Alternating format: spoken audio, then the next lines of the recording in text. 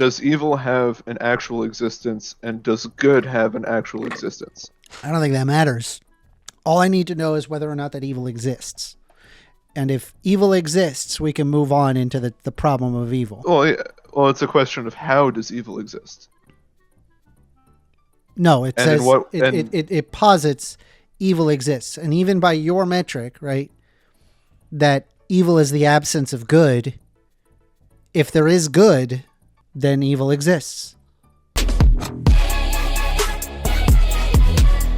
Goodest boy, you are being invited to speak. How are you doing today?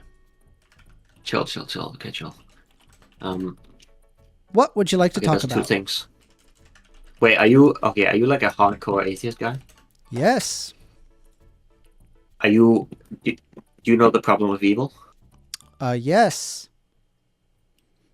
Okay, so I just talked to like atheists and I realized I started to hate atheists that use this argument.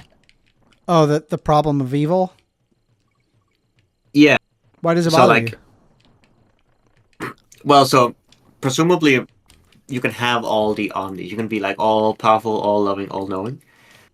But there could be a scenario where all those things are true and God exists, right? And that scenario could be like, if we live in the world, like let's say God inside of the universe created all the worlds, and he looks at all the worlds he could create. Let's say that there is one world, which is the best possible world that is logical, right? And we could just live in that world right now. Okay. And if he removed any evil, that would result in some sort of contradiction, and there would be no world. And because he's obviously restricted by only logic, right? So he's all powerful within the scope of logic. So then it seems like this wouldn't be an argument for why God doesn't exist. I'm sorry. I'm trying to exactly follow exactly what you mean. So, It could be that all the baby cancer is just logically entailed. Like there would be some contradiction by not having created the things that would lead to baby cancer or some shit like that. And if there was like one less baby cancer, the world couldn't exist. Well, so to put it into I guess like a short form version, right? The problem is the fact that evil exists, yet God is all powerful. He could remove evil, but chooses not to. Unless the evil is logically entailed, he's restricted by logic. There could be God is evil that okay. if you Well, then that would make God not all powerful. well, so generally Christians accept he's all powerful within the scope of logic. It's not like he can create a So rock he's not big all that he can't lift powerful. it. Yeah. I guess if that's what you mean by all powerful, but that's why people say logical. He has to abide by the laws of logic, and so he would not be all powerful. Assuming, well, then that would just be the problem of logic, right? We just ask a rock. Is so God big he all can't lift it, powerful? right? Within the scope of logic, I think that's what it means. Yeah. Okay, but if it's within the scope of logic, that would mean he's not all powerful. What does all powerful mean to you? All powerful means all. No, not like when people use the logical problem of evil, they generally say things within the scope of logic. That's why it's like the logical problem of evil. Yeah, I mean, that would make him not all powerful. That would just make him powerful. I guess, but so well, I mean that would just lead to like that's a contradiction. Yeah, that would. Well, the contradiction would not be the problem of evil, then it would just be. Well, no, that is part of the problem of evil, because if you're talking about the problem of evil, right? The problem is evil exists, right? So, can God prevent evil? Yes or no? Well, hold up. Can God prevent evil? Yes or no? If I accept God is all powerful and he's more powerful than logic, that's just a contradiction right there. Hold on. Can God prevent evil? Yes or no? That's logically entailed? No. But not. Then but God is not all powerful. Yeah, but the reason it's not phrased like that, the reason it's phrased like no, it is phrased like that. That's literally the problem of evil with God. That would just be the problem of logic. No, it's the problem of evil. If you hold up, do you understand that this is a one premise argument? If I say God can contradict logic, there we go. That's the contradiction. That's it. You don't need anything else. You can just say God is more powerful than logic. There we go. That's the contradiction. That's why God can't exist. I mean, most people believe that God could circumvent logic because he invented it. I don't think Christians believe that in general. Really? No, there are like some don't Any do way it, we but they can haven't get thought about Anthony it. in here for a moment? Daniel, we what could- do you think? You think we can get Anthony in here? I guess we could do a case study. I'm arguing I with a can lot of ask them. him, Or I don't know if I'll he argue wants with to a lot of join them, and in. the but general belief is like I can help you with this if you want to. I mean, like, The- basically the what problem I... way comes with the Christian God is that this God is the creator of the universe. And if this God is the creator of the universe and he's, maximally powerful, right? Because you don't want to say all powerful, right? It's like you need to reduce some of the power of God, right? To say logic is above God. Okay, so he's maximally powerful, but he's also like, all good, right? He's then this universe would be just like him, like all good. So when you're saying that this evil, you can't have the universe made by an all good God without the evil because it's logically entailed somewhere, you need to actually show where the entailment has to be in order for actual evil to exist in the universe that this all good God created. so that it's true what you're saying. That is correct. The difference is I'm not the one making the positive argument. That's the atheist. The atheist has to make. I can send you a spiel on it. The atheist has to make the argument, because he's the one making the argument that God doesn't exist. The atheist has to make the argument. He's to put a third premise that we don't live in that world. Not the Christian, because you're Well, not making we the don't. claim. We or don't not. live in that world because we can make it. The argument can actually be made like a lot clearer, and instead of calling it the problem of evil, you could call it the problem of unnecessary suffering, and we do have a lot of unnecessary suffering in the Wait, world. but right? what do you mean by baby unnecessary? cancer. Yeah, we just Yeah, asked what because do you mean by unnecessary. we could do without it. The universe would not implode if baby cancer wasn't a thing. For What's example, the argument? the universe wouldn't implode if baby cancer, wouldn't Yeah, but be what is the argument for it? well, if baby God cancer removed it? exists, right? So it's like baby cancer exists. The universe could very well exist without baby cancer because the universe existed without baby cancer way before humans were a thing. But baby cancer does exist, and is also there is also an all-loving and all-good God, right? So that all-loving, all-good God created baby cancer, which is an unnecessary suffering. Yeah, in the something universe. something not existing in the past but existing now doesn't mean that is not like logically entailed, right? Like here's an example. I think like I don't know if it could be a good example. If it's a case like probably in the past, like I don't even know if I can bring a good example for this. Like there are like things that if we remove them now, right? There would probably be something that some chain reaction caused, and those things would probably not exist in the Like what? past, right? So I what don't does know, that like have to do with baby space-time or cancer? some shit. Yeah, but we're not talking about space-time, are we? We're talking about baby cancer. And when it Doesn't comes to matter. baby cancer, it's like, no, it does matter because that's the necessary part, right? So when you're talking about space-time, yes, of course we need space-time because space-time is part of the fabric of the universe. Like ontologically, it has to be because that's how the universe exists, right? Yeah. We are talking about baby cancer, though. A thing What's that the argument? did exist. I just gave you the argument. It's like, Well, I can only explain what it I'm to you. asking the argument, what I'm specifically for, Because what is the argument you said that because something existed in the past, that means that it's true that now it's not logically entailed. But okay, but like what? No, that's I don't know what you said with that. It's like it's literally you're like already disagreeing with the book. basic premises of the problem of evil, right? By saying, well, Christians don't actually believe in this, but they do. They do believe that God is all powerful. They do believe that. I don't think they believe that he's above logic. Yeah, but we look. I'm gonna give that you. would I'm make give him you not something all even better. powerful. I don't. Yeah, but When people say all do you believe powerful, there's I such a think thing as? Just a second. Do you believe there's such a thing as heaven? I'm not a Christian, no. I don't believe that. Well, most Christians believe, right? Because this is an argument against the Christian God, for example, which is an all-good God, right? So when Christians say, yeah, well, I believe there's such a thing as heaven, is there baby cancer in heaven? Well, no. Is there evil in heaven? Well, no. Is there free will in heaven? Oh, yes, right? So it's like all the things, right, that you actually see on earth when it comes to evil, you don't see them in heaven, right? And heaven was also created by God, right? So if heaven exists, there's not a reason heaven for is it not to actually be logically entailed. But it is because literally the universe could be just like heaven. There could be only heaven and no universe, right? And that would be actually more in line with God, because there would only be good things there. There wouldn't be there would still be like free will, for example, because that's another argument against the problem of evil. You would still have free will, and you would have no evil. Yeah. Okay. Look, your argument for why it's not logically entailed that baby cancer needs to exist, for example, was that it existed in the past. But logical entailment has to be shown, right? So it's like the moment you're saying that it's logically entailed, right? Like baby cancer is logically entailed for the universe to exist. You need to show that that's the case. No, you're the one making the claim. We have zero evidence that is entailed.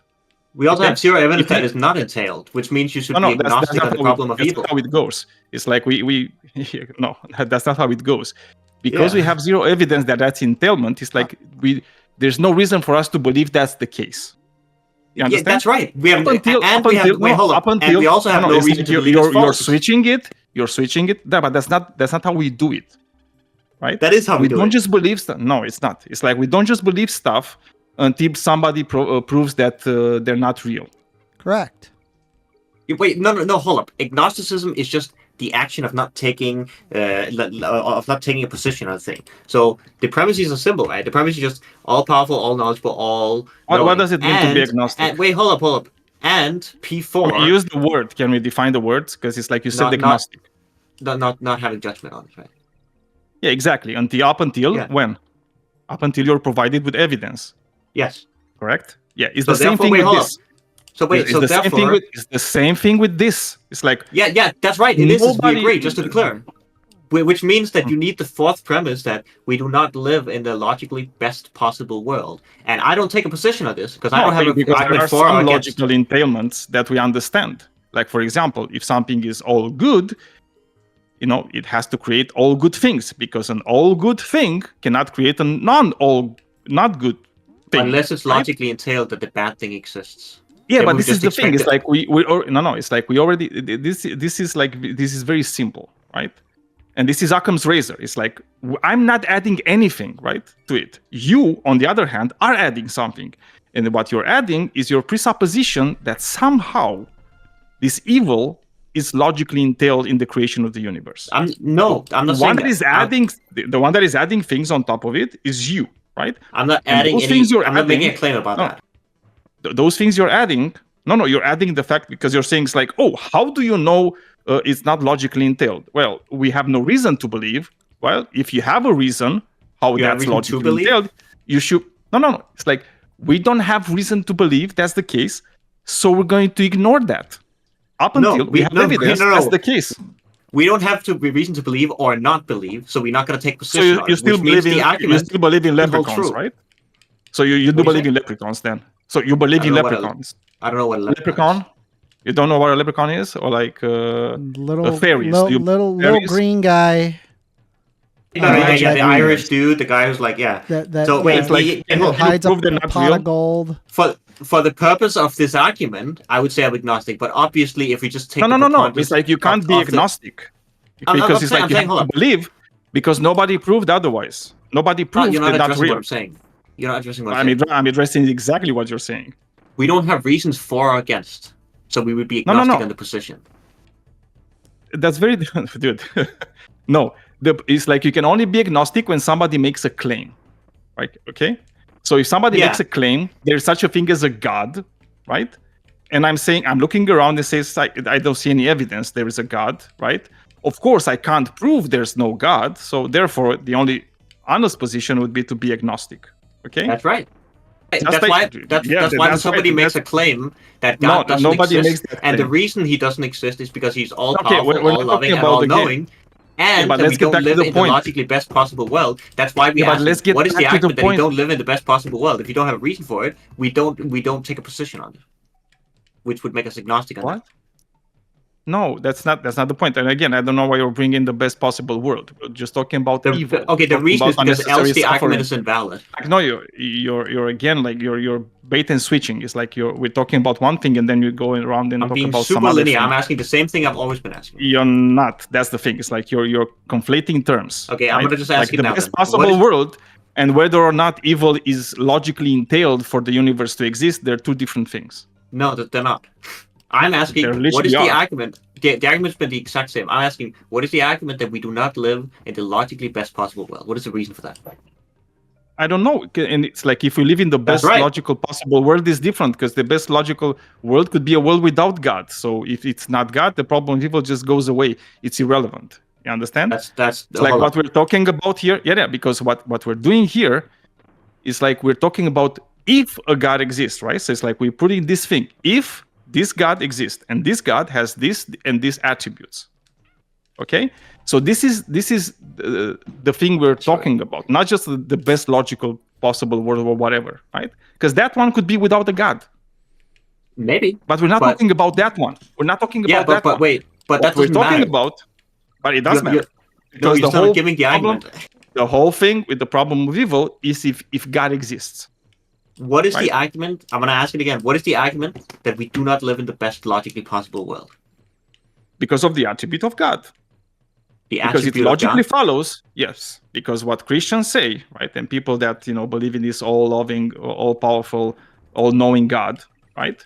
If this all-powerful, all-knowing, all-loving God existed and actually created the universe, and he also created some, that little thing called heaven, right? Then this all-loving, all-powerful, all-knowing God would actually be able to create a universe without unnecessary suffering or evil. That's how Okay, some wait, people hold would on. call it. So, wait.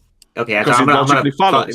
Wait, hold on. I'm not plugging. And then, Hold on. I'm that's trying to address it. I'm trying to address it. Yeah. I'm going to plug in Yeah. P1 because of the attribute of Yeah. God. And what you mean by that is, like God can only create. It's not me. It's what people say about God. I don't believe God exists. I'm just right? asking But the only thing I'm asking for is what is the thing that valid and sound that means that we do not live in the logically best possible world? That's the only thing we need for again, it to be I don't true know why right you're bringing this best logical possible world. It's Because like, else- this because else it's has invalid. nothing to do with the argument. now. Okay, sure. I'll tell you. The reason is because else the problem of evil is invalid. No, because this all I mean, best do you possible logical possible world could be one without God. So again, it doesn't address the actual problem. This is not relevant. I'm saying the reason that the problem of evil is invalid is because God could be all powerful within logic, of course, within the scope of logic. God could be all loving within the scope of logic, and he could be all knowing within the scope of logic. And there could be a possible world, right? This is how we check for invalidity or validity, right? But Well, validity is just like, if is there a you say possible that, world where then all you the have premises? Yeah, you would have premises to. hold- You would have to. Yeah, if you're saying that, it's like you would have the burden of proof to actually prove that there's some logical entailment where evil has to exist, right, in No, order you're for not the understanding. universe to exist. I'm just trying to check it for validity right now. That's what we're doing. I'm trying to explain to you why Yes. we need the fourth part of that we don't live in the best possible world. That's why that needs to be true for it to I be don't know valid. why you're bringing the best possible world. Okay, Like, I'm literally the explaining best to you. possible world Wait, would be I'm one gonna explain. I'm gonna without explain to you God. why. I'm gonna explain to you. No, okay? but do you agree with me? Because it's like if you don't agree with this, there's no point in moving forward. It's just like a useless argument. Do you understand? It's like, do you agree that the best possible world could be one without God? I think so. Yeah. Cool. So in that case, when we're talking about the problem of evil, we might not be talking about the best possible world, correct?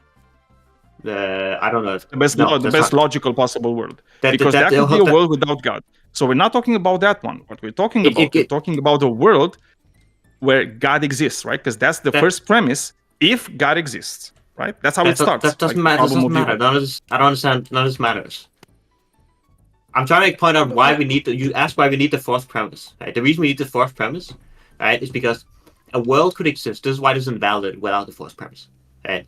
If I say God is all powerful within the scope of logic, God is all loving within the scope of logic, and He's all knowing within the scope of logic, there is a possible world. This is how we check for invalidity. If there's a possible world where the premises hold true and the conclusion doesn't follow, then that would be an invalid argument. Right? So one possible world where all these hold true without the conclusion that God doesn't exist is if it's the case that of all the logically possible worlds And can you existed, demonstrate that's that the we- case? that's not my argument. You're the one who's presenting problem of evil. You should. No, present- because it's like Occam's razor. Like it tells us, it's like we Occam's don't razor. need to add. Yeah, it's like we don't need to add stuff, right? Okay, so I'm It's like explaining what- to what you're doing- what you're either doing you need to is like either you're you need adding to add stuff or it's invalid. I'm explaining to you why. Okay, so here's the reason that either you need to add stuff or it's invalid. because there is a possible world where all these things can hold true and God does exist. And that world is, when he created all the so worlds can you at the start of demonstrate the that universe. world is possible? Yeah, that what world is possible? Yeah. Can you That what demonstrate world is that world is possible? The I'm world saying it that right you're now. talking about. Yes, I'm saying it right now. So the possible scenario where all the omnis hold true and God exists is one where at the start of the universe, he looked at all the world he could create, and because he's all good, he picked the world that's best. And because he's all powerful, he picked the world that he would be allowed to create by logic, right?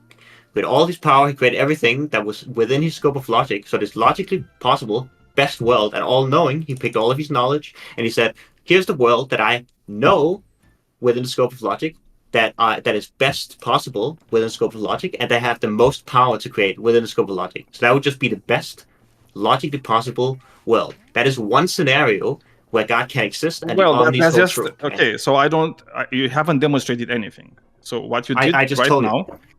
No, exactly. That's what you did. You just told me a story without demonstrating anything, right? So it's like you need to demonstrate that could actually be the case, right? It's like because I don't think it's like what you said can actually logically exist. What's the contradiction? Well, the contradiction is that God, right? It's like he looked at all the possible universes he could create, right? So first of all, we're already having a problem because we don't know exactly what all the universes he was looking at are. Do you know what the universes he was looking at are? Because I don't. What is the contradiction? That's what I'm talking here. It's like, are you following me? I'm literally starting. It's like it's just with P your, and not P. Just P and not P. What is it?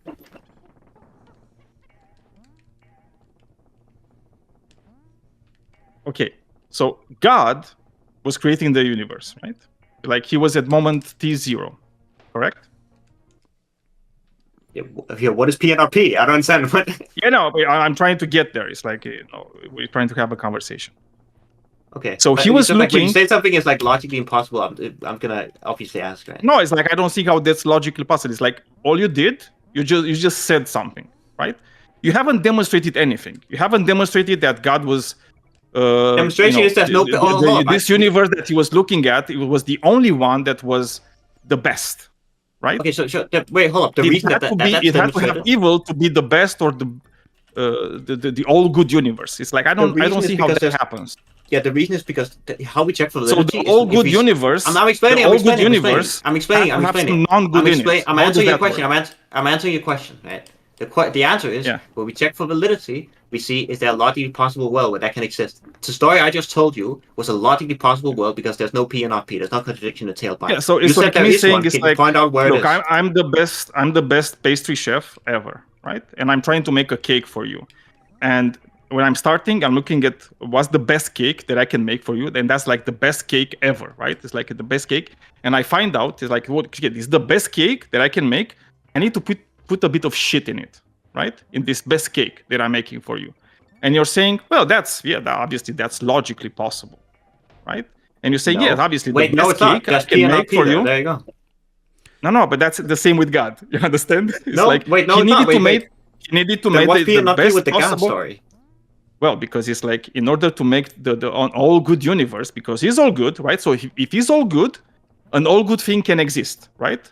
So also, if an all good thing can exist, an all good universe can exist. But your thing is like, oh, if he wants to create an all good universe, he needs to put some shit in it, right? It's like me with the cake. It's the same thing. We've gone 5 minutes now. We haven't seen the contradiction. I mean, you saw the contradiction instantly when I talked about the cake and shit. Yeah, but now when I'm talking about the all good universe, where you also have evil, which is the opposite of the difference of there good, is that the story you you told. The difference there is the story that you just told with the chef does actually contain a contradiction. That does contradict something. If I could pause, because it sounds like that you guys are going in circles here.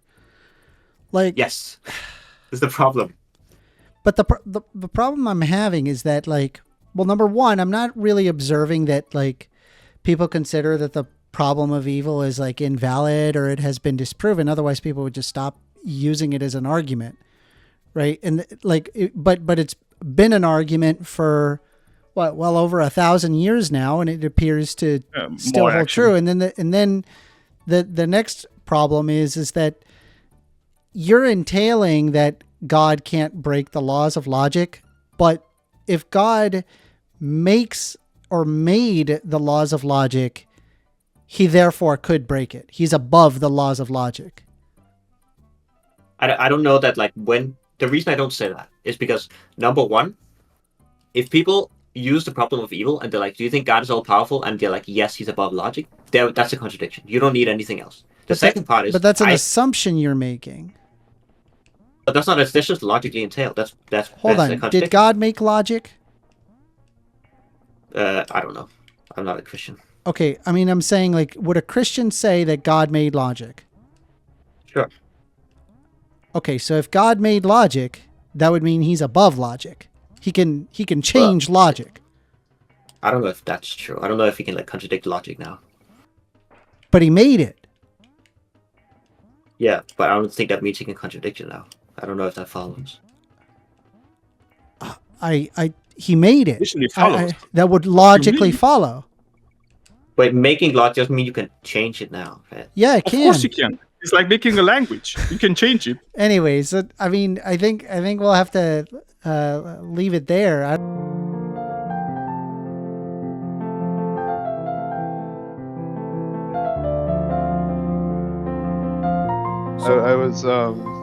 I was listening into the problem of evil debate, and like really the only thing that I would comment on is that it's mostly a critique on the sort of Western scholastic understanding of the issue, Mm-hmm. which is kind of cringe.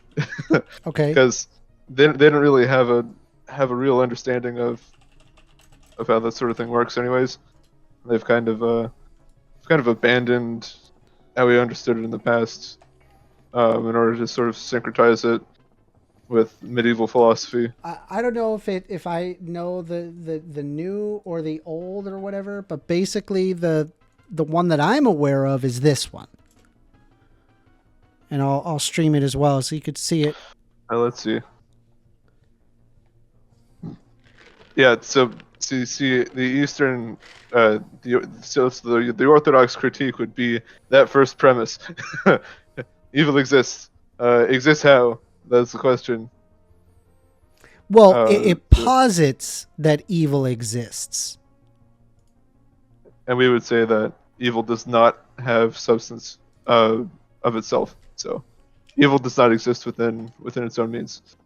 Would be our response to that. I think you why- can, why don't instead you- of evil, just are say you suffering. saying it's and like- a lot better.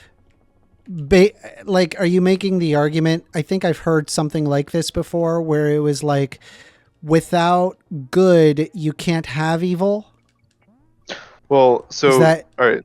So the premise is that evil doesn't have existence in itself because evil is, by definition, the privation of good, or the Yeah. privation of it's the privation of virtue. So Yeah. it is nothing but a lack of something else. So yeah, when yeah, when, so, so, like, when kind somebody of like when- how when like somebody, shadow is light, right? Like, yeah, like, it's without kinda like the light, there- relationship. yeah, It's like the relationship between shadow and light. That yeah. One only exists as a privation of the other. Okay. And sort of moving forward from that understanding, it's also confusing because a lot of the times these sort of presuppositions, they come with a whole host of Well, so if I a said, sort of philosophical baggage that has to do with the idea that hold on, before you jump, right? okay. Like, so you seem to have a problem with the fact that evil exists, right? You're saying, well, not really. It only exists as long as good exists, basically. Well, it only exists as a privation of the other. Yes. Okay. you So can't- the concept of evil, as in the absence of good, right? If good exists, then evil would exist. Well, I mean, yeah, because evil is just a concept of the lack of good, Okay, so then evil exists. not on its own. No. Well, that's not what it says. What it says is evil exists. Yes, and I'm asking like what is the understanding of evil in this case, because I don't know. it's very specific, because if I don't evil is know. seen as I just so assumed if that this bad just bad things that are bad so exist, and so like if that does exist, if things that are bad exist, then okay, we can go on to the problem of evil. so it's like here's a sort of a related question, sort of a different question, is evil at a dialectical opposition to good? Dialectical opposition, like I'm thinking the term dialectical, and like off the top of my head I'm thinking like Hegelian dialectics, which talks about like a thesis, antithesis, and then a synthesis, and you're trying to say a dialectical good. I don't understand what you're trying to say. So all right. Is it the idea that that both good and evil are tangible, not really tangible, but are actual ideas subsistent of themselves, and that they're at opposition to each other? You're going above my head. I don't understand what you're saying there. All right, so it's a question of like, does evil have an actual existence, and does good have an actual existence? I don't think that matters. All I need to know is whether or not that evil exists. And if evil exists, we can move on into the problem of evil. Well, yeah, it's a question of how does evil exist? No, it And says in what- it posits evil exists, and even by your metric, right? That evil is the absence of good. If there is good, which you would agree there is good, right? Yes. Then evil exists. Okay. And what do you? So going forward, are we going on my my understanding, or the orthodox understanding of how evil exists, or are we going off of the idea, which is We're just oftentimes going off of the posited- fact that evil exists. I mean, Yes, you but can in- but in- but add in on what to the way? fact that it's just simply the absence of things that are good. I don't think that makes a difference.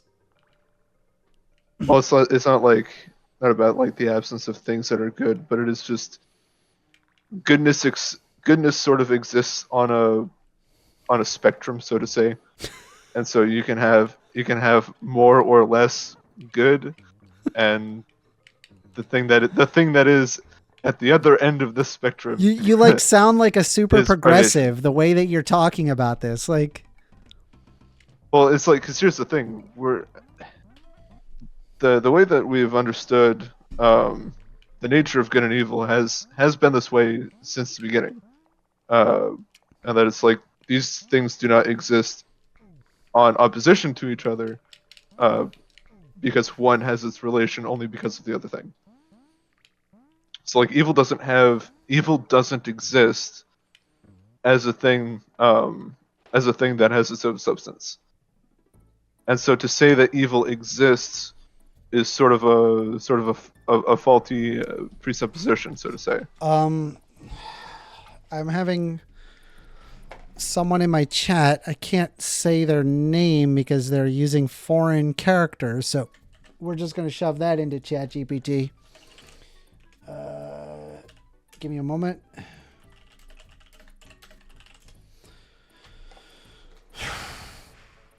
Seobogyu. Not a widely recognized or standard meaning in Korean. All right, so it's just a name. Anyway, Sebogyu says, I am not God, no one is God. Who is evil? Only God decides who is evil or not. God is not in this world. He is outside the universe. God is definitely male. God loves gay people. Whoa, based. I'm here for it. What do you have to say about that, Anthony? Huh? About what specifically? Whatever the fuck that was. I don't know. Forget about it.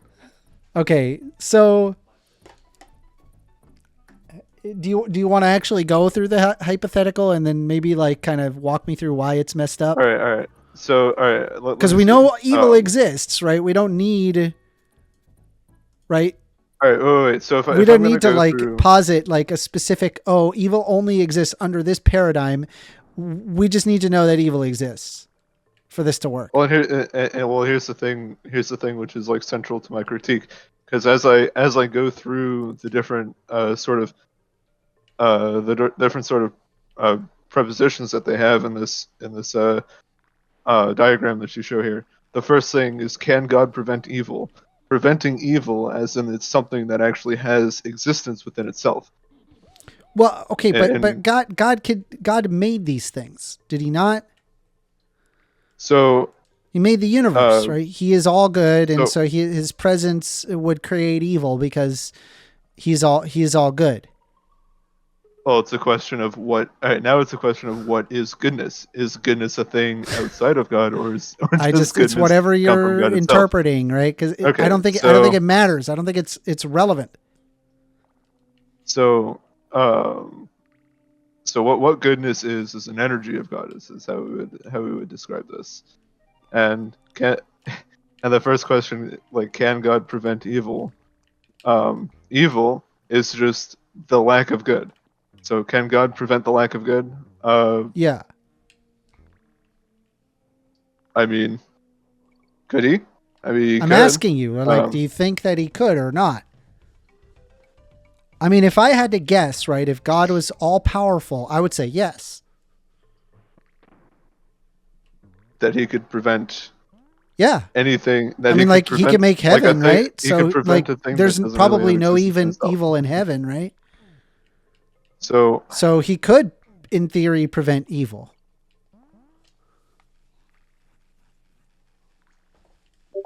Give me a second. I gotta think about this. I think I sort of I ran around myself. I ran around myself. Was there a time when there was only God? Because if I'm being honest, shut up, Daniel.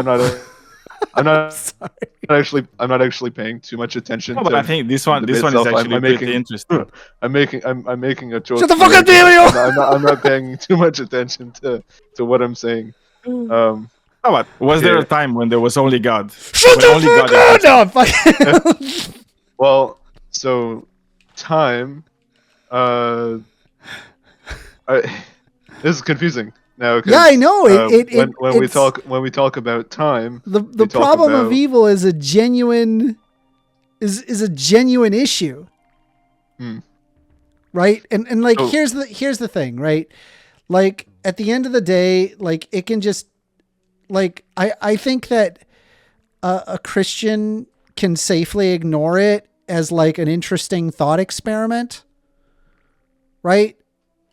And then just leave it at that. Like, I don't think that's a problem. Oh, shit.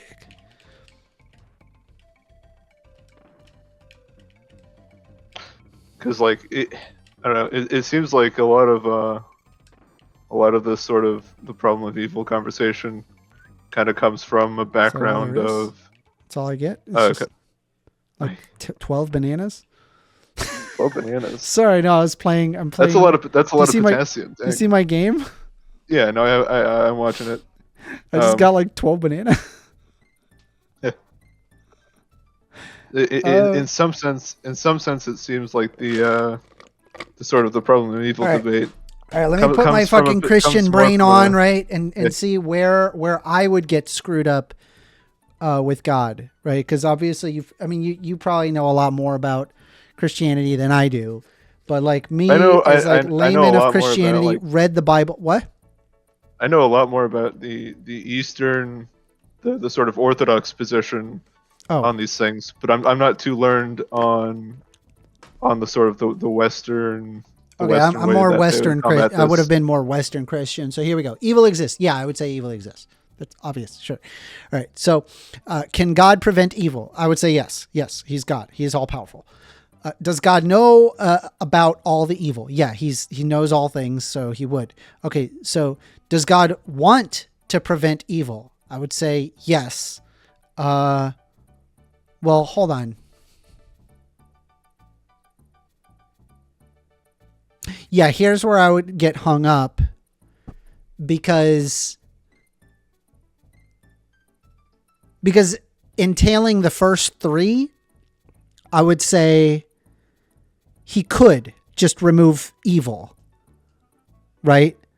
And so he's probably keeping the evil there to test people, I guess. And so I would probably say no here. And then it would be then God is not good or God is not loving. So I'd be like, shit, that's a good point. that would be where I would get stuck. There you go. if I was a Christian, still a Christian. Anyway.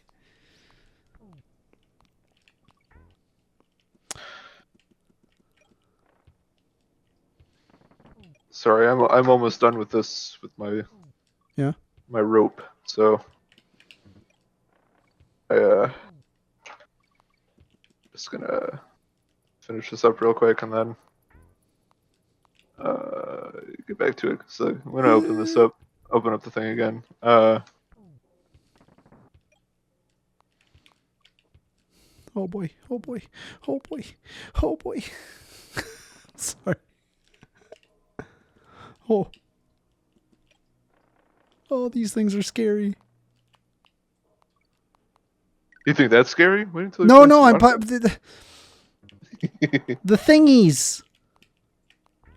The thingies. There's like these dudes that run around and you can't hurt, and they hurt a lot, and then they will wake up and then run around back and forth. It's scary. Dang it. Wait until you play Subnautica then. Huh. Oh boy. Oh, oh, oh, oh, oh, oh, oh, oh. What?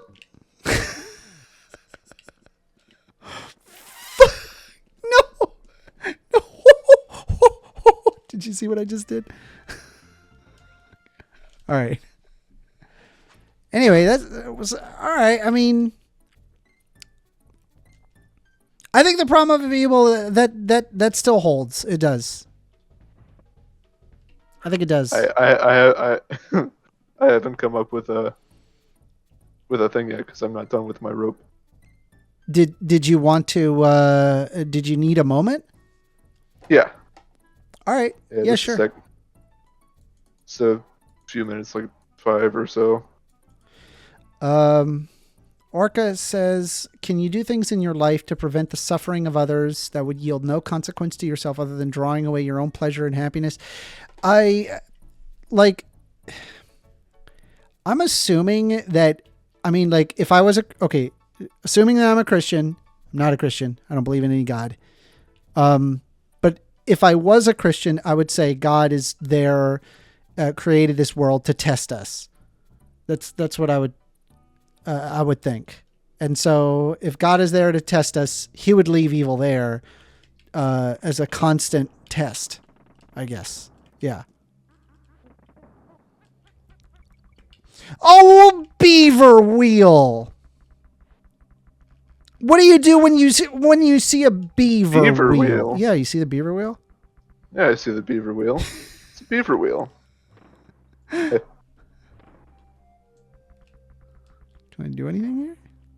Can I hit that? Oh, tire. Oh, beaver wheel. Beaver wheel.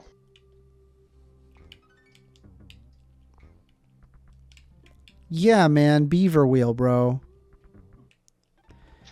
Oh, Amender, I have an interesting question. Are you what form of ethics or what school of ethics do you adhere to? School of uh, ethics. Yeah, like consequentialism, deontology, a form of I am a rule, consequentialist. utilitarianism. I'm also what is it? A humanist, secular humanist. Yeah, Oh, that'd be something different, but yeah. consequentialist, secular humanist. Yeah. Okay. How do you feel about virtue ethics? I don't know much about it. Okay. You want to remind me? I may have read about it somewhere, and then I just need a refresher. Oh, it's the idea that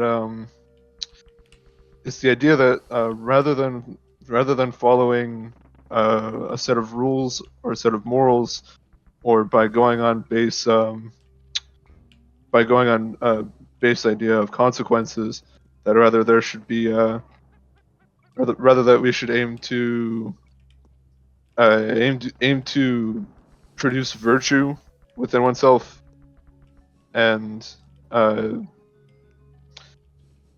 actually it's based from Aristotle. Let me pull it up on ChatGPT. Hold on.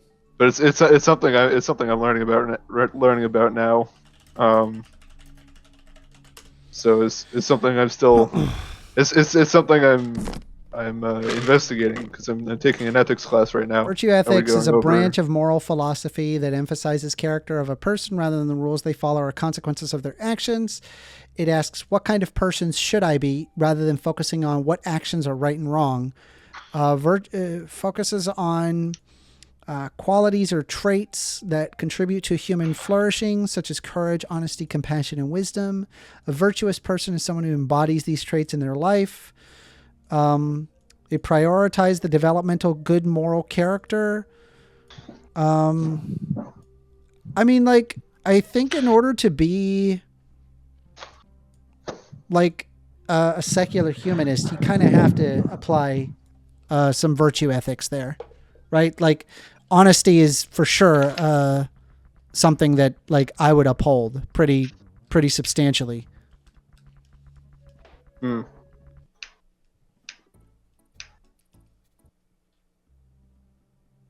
Because a lot of people get the sort of the idea of sort of Christian morals wrong. We're not a lot of people tend to think of it as a deontology of sorts, that it's just following a set of rules, when in reality, and well, in the ancient understanding of the faith, it's always been a form of virtue ethics. And we should aim towards developing love and mercy and humility. So what do you think instead about the of- ones that are like, I don't know, anti-gay or anti-trans? Like, what do you think about that? I think most of the time they're misguided, because Based. and well, it's like you just have to ask them this one question: who's your Saint Paisios? And they don't have one. Saint by what? What? Saint Paisios. Fuck is- So no, don't worry about it. It's a very orthodox question to ask, because we have examples of people who've lived incredible lives as a witness to the faith, who have actually done like good things for the world around them, and shown like true love and humility and mercy towards everybody that they see. So we uphold them as examples which we should be following. But it's like you ask one of these, you ask like a moralist Protestant person or Catholic person, like, where is your example of somebody like Saint Paisios? And they don't have one. Okay. because the whole Wouldn't they just say system, something like I don't know, Jesus Christ or something? Be like, well, Jesus Christ wouldn't accept gay people. Well, and be like, that's my Jesus. Saint Paisios. That's my Saint Paisios. Well, because if I'm to talk about this point to another Christian, I would ask them about, like, well, the apostles, were like the witnesses of Christ who lived in the same way that Christ lived, and Christ told them that, lo I am unto you always, lo I am with you always, even unto the end of the age. It's saying that, like, yeah, no, so the spirit of love and humility and mercy is going to be with you forever, pretty much. And if they can't bring anybody who's lived in the same way that Christ and the apostles lived in the modern age, like contemporary people to our time, then it sort of goes to show that something in them, something in their understanding is dead. And it would be moralistic philosophy, or moralistic ethics, because I mean, it leads to a host of issues, and it leads to a host of hypocrisy, and hypocrisy is the big thing that we see today, especially from these sort of. So you're saying, like, if they're judging Western these groups. people, they basically would be hypocrites because Yes, the yes. Bible does not condone such actions. Well, it's like, all right. The case in point would be there's a verse in the scriptures which talks about how there's a chorus in the heavens for one person who repents, than for one righteous man who does a righteous work. So, if anything, we should be showing absolute love and mercy to the people who need it most, like being people who are homosexual. So I'm gonna ask you, right? Mhm. Let's say, right, that there's a gaggle, Oh, what? a gaggle. There's a gaggle of the mean? transes, right? I mean, like, you've got like your congregation. There's like 30 of them, but there's a gaggle of transes, right? And there's like 20 of them. Like, they're easily going to be like half of your entire congregation, and they really they want to be a part of your congregation. They we have want to be. 130 people at our church. Shut up. That's not the hypothetical. Okay. way funnier. Okay. So All right, shoot for it. yeah. So here's what happens, right? They all want to be a part of your church, right? Do you kick them out? Do you No. kick? No, they can stay. Yeah. That's based. The whole. All right. So a lot of times when you hear like a What? Protestant Okay. person, or just now. Okay. I like that answer. Okay. Now let's see if it goes one step further. Okay. Let's say they are getting harassed by your congregation. Like stand up to them? like for example, constant snide remarks to the trans people for being trans, being like, you need to repent of your ways, stuff, making them feel uncomfortable in the church. I would tell them to stop it. Oh, you would. Yeah. Would you host a sermon where you'd be like, like, I don't know, honestly, like probably the lesson where Jesus brought like prostitutes and like, stuff. Like, I'd Well, probably no, because one of the most what is it called? Actually, there's a bunch of different parables, and we go through a whole lot of them in the week of Lent, or not in the week, in like the 6 weeks that we have where we do Lent. And like if you want like a culture shock, just look at the Orthodox customs for fasting during Lent. It can be intense. But basically, what we do is we go over the different parables, like the parables of the Good Samaritan. There's a week of the Good Samaritan. There's a week of the publican and the Pharisee. There's a week of the prodigal son, and like two of the most profound parables on that could be related to this specific issue would be the parable of the prodigal son. And there's an event where people were trying to stone the adulterous woman, and Christ told them to stop doing this because everybody has iniquities. Everyone is plagued with sin. So who are you to stone this person? Like he who is without sin shall cast the first stone. No, sure. Yeah.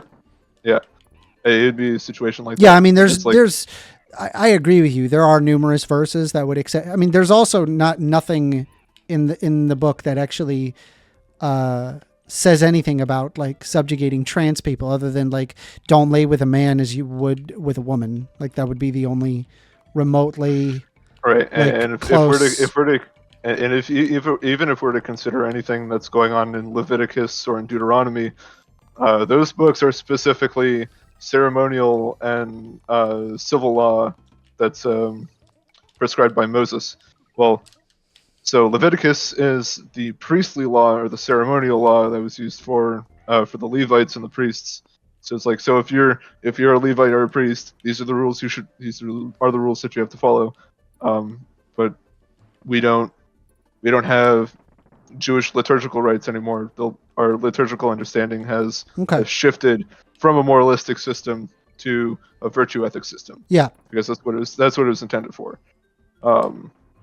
But anyways, and like Deuteronomy was case law. It's Bronze Age case law. So there's like you would almost expect there. So you wouldn't. You wouldn't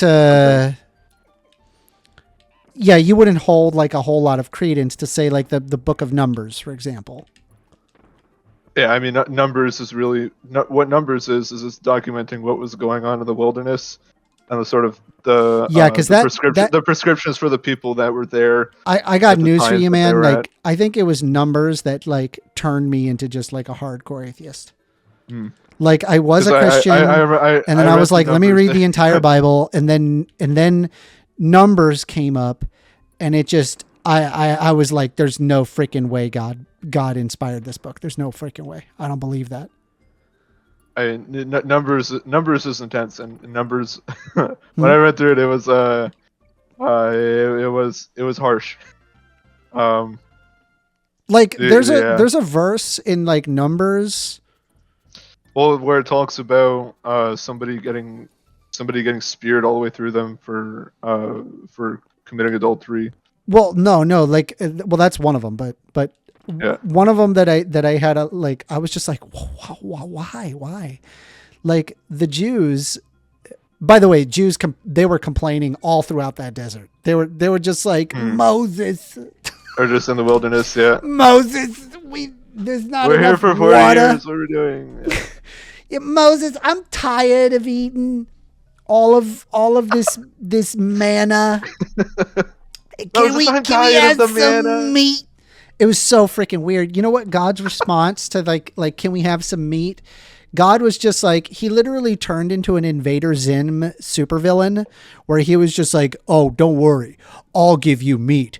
Do not worry. You will have meat, and I will fulfill every single orifice and have it overflowing with meat. And I'm just like, what is happening right now? I was like, what? And then like there's like a part where like they needed water, right? And like, because God had already like freed them like from slavery of the Pharaoh, God was pissed off that they were asking for water in the desert. I know, God, goodness forbid, right? That you ask for water in the desert. They asked God for water in the desert, and God's response was, well, how about I give you snakes? And then he gave them snakes, and then a lot of people died. That's a weird story, man. So, well, yeah, there was also the bronze serpent with the snakes, right? It was like he gave Moses the staff with the bronze serpent on it. And if they you know, I assume that's where they got the hospital symbol. Yeah, that is where they get the hospital. Is it really? Okay, interesting. I think so. Yeah. I don't. I think they either say it was that, or it was like the rod of Asclepius. Oh yeah, an older one. Okay. Yeah. Older. Bro, Well, Yeah, wait, way just- older. was that wait, where is that one from? It's from like so first of all, it was also used in Egypt, like way before. Yeah, well, wait, but in what period in And Egypt? it was I Okay. don't remember exactly. I guess like Anthony, like that's a really weird verse, right? And so like Yeah, that's where I started going. I don't know about this God guy, man. Like it doesn't. I was like, this dude made the entire universe. It made no fucking game. It made no sense. Right? It wrote as if like the God, right, in that book, it wrote as if like that there were primitives that wrote what they thought God was like. You know, this scary guy that would get very quick to anger. You know what I mean? well, in a sense, God was working with the primitive people, and I mean, I don't know enough in order to give a sound response to something like this. So that's my response. So I Okay. can't really give an accurate one. Can I just say this game is psychotic sometimes? I mean, that's all games. That's all games. Just like it's that way with Subnautica too. Like, come on. No, bro, you don't get thrown into Also- an automatic barrel and then the barrel just yeets you into space and then you lose. No, it's worse. Like I It's have no worse. control over the barrel. No, it's worse. You'll be in a cave scanning something, and then something jumps up behind you and eats you. It's like, what? What am I supposed to do with this? All right. Because there's a biome in Below Zero called the Crystal Caverns, and there are these massive leviathans called shadow leviathans. And if you're not in a vehicle, those things will kill you instantly.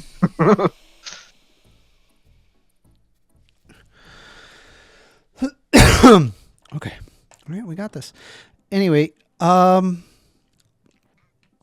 that's an interesting religious discussion. It is. If you are And religious, you know, no offense. I look at religion as like, I don't know, it's basically people who I think they are victims of a system. That's the way I think about it. And I don't know, maybe that sounds like offensive or whatever, but that's how I feel about it.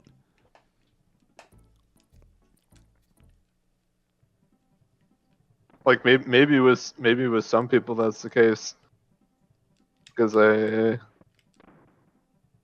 don't doubt it. I mean, I'm sure there's some especially- doors that especially- open. I mean, especially in the Americas, because there's so part of it comes from what was going on between the Catholics and the Protestants in like the early 18th and 19th centuries. There's can't believe he died again. This game sucks. This isn't it's like- even the level that I'm talking about. Wandering Robot it's a- Studio says, I would rather believe in myself before believing in a god.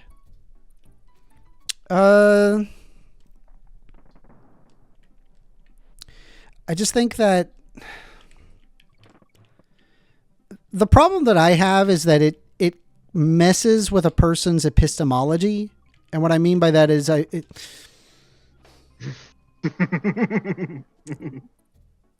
their ability to determine truth is stunted when you start to kind of adhere to supernatural ideas, right? Like you've probably heard me say, there's a lot of people that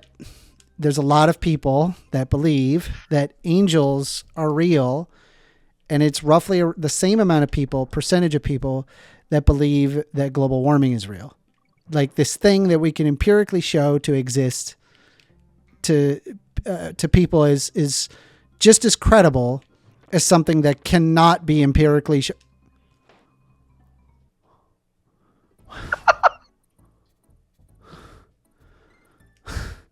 Were you holding right? Nice level. No. I thought it would just take me.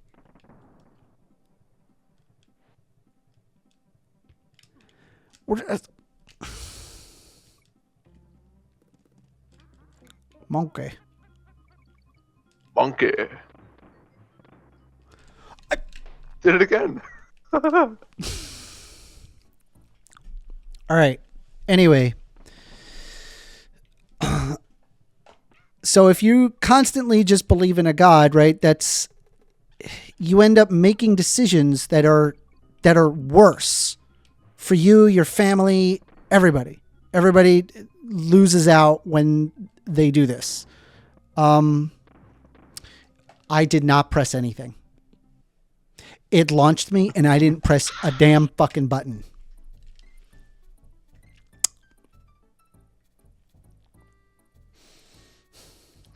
So how far do I got to go back if I?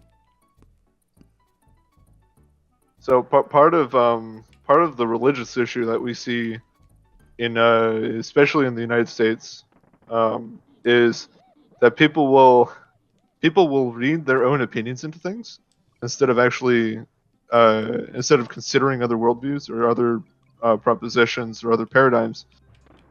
And you did it again. Shut up. Just keep talking. Is that they don't? It is true that there's a lot of religiously minded people in the States that are very close-minded about things, or are very cold, or very stony, which is it's kind of antithetical to what it is that we should actually be pursuing in the case of the Christian life that we're called to, which is, I mean, part of what I was asking earlier with like the, hey, who's your Saint Paisios? It's like, because there is a witness for loving kindness and mercy and humility in the church, something that's commonplace in the church even, and that it's like there seems to be a hyper focus on people who are doing the wrong things and expecting the right results, when in fact they should be looking instead towards what are the right things and who here is actually acting in accordance to the virtues that they should be acting in. Because like ultimately, like a lot of people will say, oh, repent and believe Jesus, but what is repentance? It's like repentance is transformation, and if there's no transformation, then really, what good is it to look at this person and to look at their ideas and see them as credible? And it's like Christ even talks about this and how people who are bearing no fruits or are bearing bad fruits are like shouldn't be trusted. They're hypocrites. And it's like people will look at the hypocrites and say, well, you see, this must mean that they're all hypocrites, which is quite the opinion to hold. Mm-hmm. But on another level, the church is supposed to be a hospital. It's supposed to be you skipped one. Wow. Fucking damn it! The church is supposed to be a hospital. It's supposed to be a hospital for broken people. It's supposed to be a place where you find solace and a place where you find transformation. It's like metanoia, transformation of the heart, transformation of the mind. And it's like you were bringing up earlier, like, would you were you saying allow this para whatios? What? No, Porphyrios is a different guy. Paisios. No, Paisios, yes. Paisios, yeah. I was talking, so like when I hear the word Paisios, based on what you've explained, it sounds like role model. Well, no. So Saint Paisios is an actual guy. Okay, He's an but actual I'm guy, saying yeah. like for the Well, purposes of saying Paisios, right? You're referring to like a role model. Like what is Well, your I'm referring to like an actual person who was exhibiting the very things. I'm sorry. No, game over. Dang. You had to get up after that one. Well, it is no, understandable. No, like I was I exhaled through my nose and a little like snot booger just like landed on my arm. So I wiped it.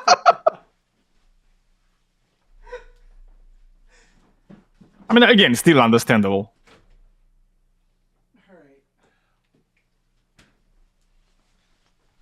Okay, well, So, it's like when I was asking like who's your Saint Paisios, it was like who is the person, who are the people that you can go to that have actually shown and like radiated an intense love and humility, love towards the people around them, and a Role model. and an immense humility, role model in a Role sense. model. Yeah. It's like who are the role models that you can go to, which actually emulate the virtues that are brought forth in the scriptures, and a lot of times they can't. They don't have one. Catholics have some like pretty good people, but if you look in their witness over the last 600-ish I look at like years, I don't know if I and- look at like an individual as being a role model, because the problem with that argumentation is that it kind of implies, it almost like places a messianic level of understanding of that person. Like it makes them kind of above. And it's like, I honestly, I don't think that there's anybody that is like particularly like a, you know, like a really good individual and doesn't possess bad traits about them. Well, like, yeah, well, that's the whole point. I mean, like, that's the whole point about humility, though. Well, for example, It's for example, like I'm thinking of it like, okay, who's somebody I like really like as a person? I like Shigeru Miyamoto, right? Because he made you know, some of the best games of all time, and you know, and he's a really good guy, right? He's very friendly. He also overworked the hell out of his his teams. So I suppose that's not good, right? Like fostering like a toxic work culture. He would also annoy the hell out of his work coworkers. Did you know that? Did you know that he like pissed off his coworkers because he was just so like out there and annoying? Well, it's like, so the whole point of humility is being able to say and to know that you're far from perfect. It's like, yeah, I know. Well, no, I'm saying like you're, you know, the person that you're deriving your virtues off of. Oh fuck me, dude. Well, I wouldn't be deriving my virtues from Saint Paisios. He's an example of somebody who's living out those virtues, and so he's like. But then this is assuming that they are able to maintain those virtues their entire life, and I don't think that's true. It's not assuming that either. It's looking at the character which they have, the character which they've sort of put out there to the world, and like even what people who were in their sort of inner circle or inner brethren, what they would have talked about with him. It's like taking examples from him as in the way that we would wish to see him enact the virtues, right? Mm-hmm. It's like somebody like Saint Paisios would be a good example for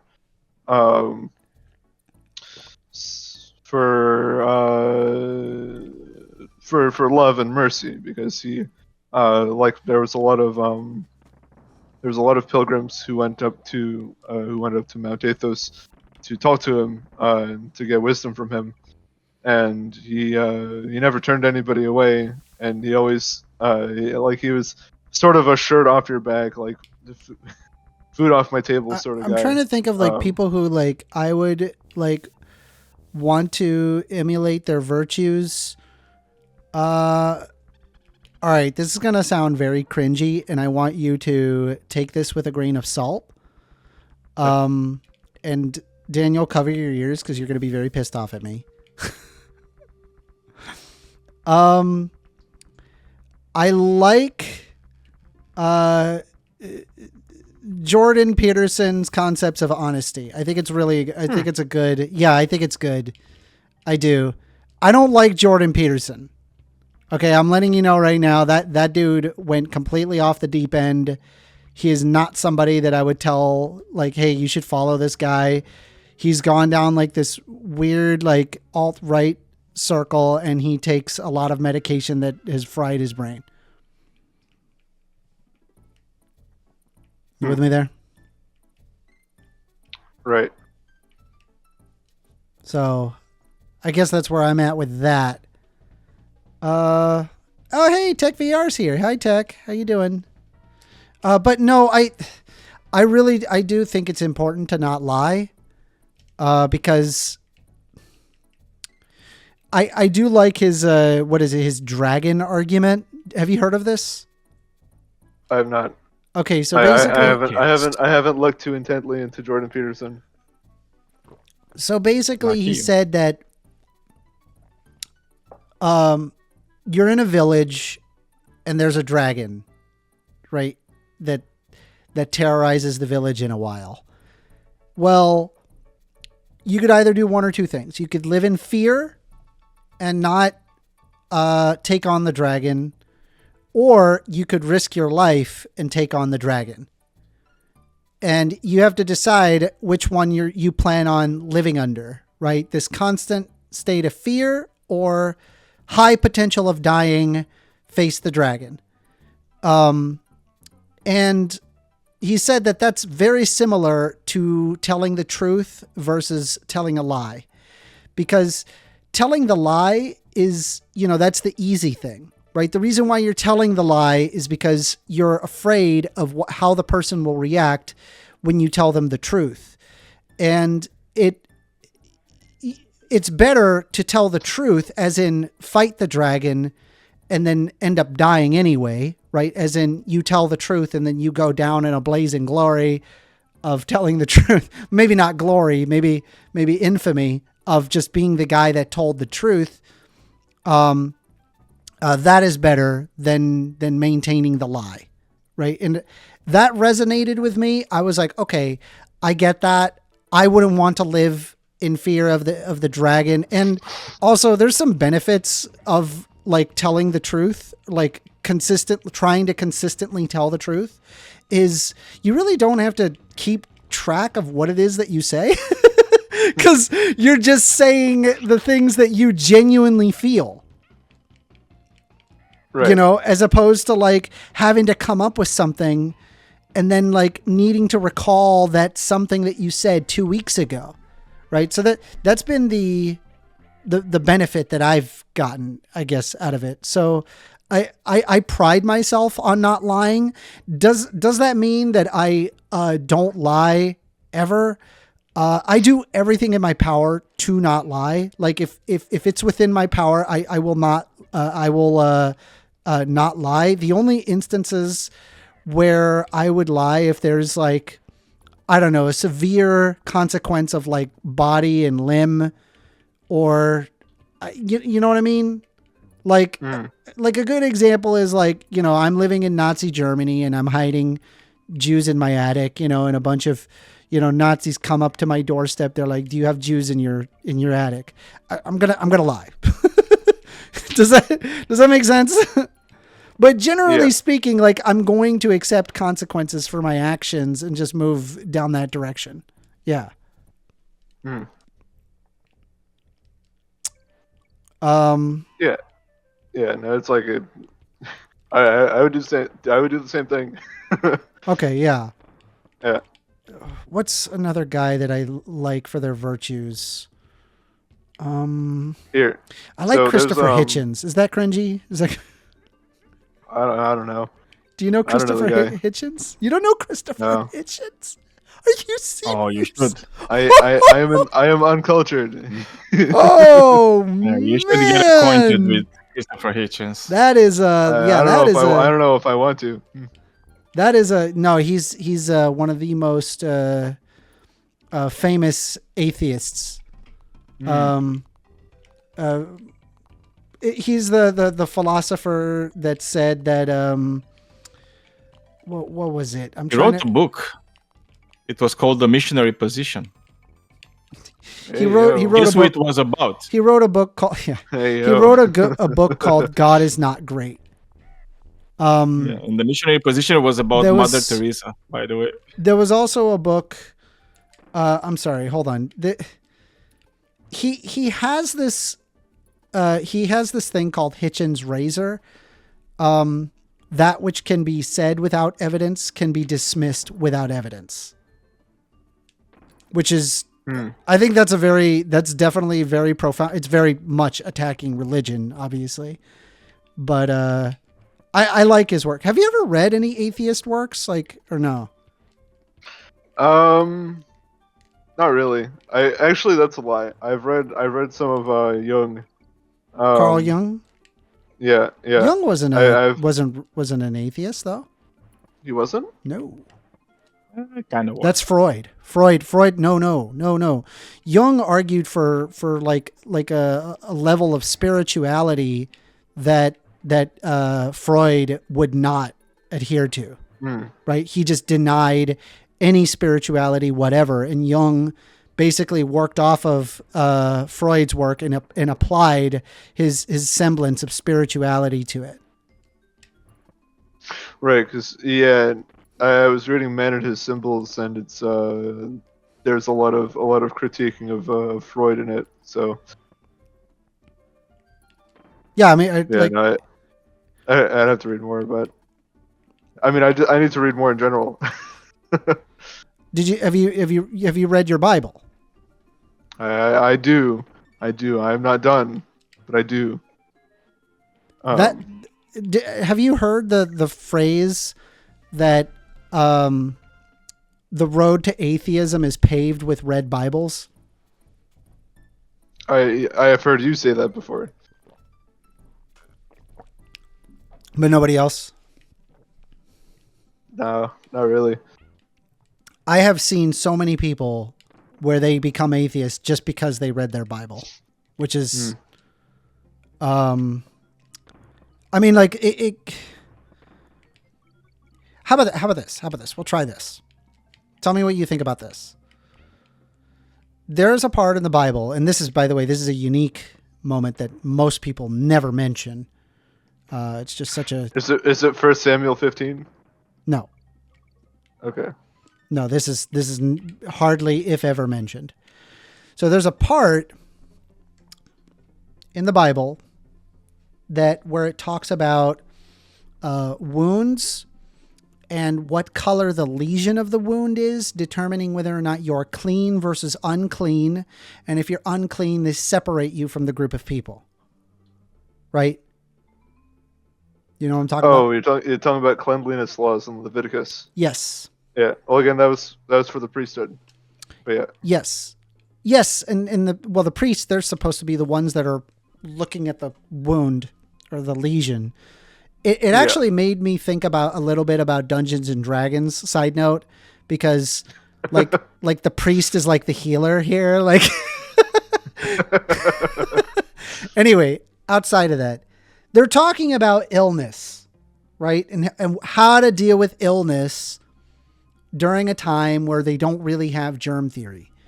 It goes further to talk about that which is like clean food versus unclean food.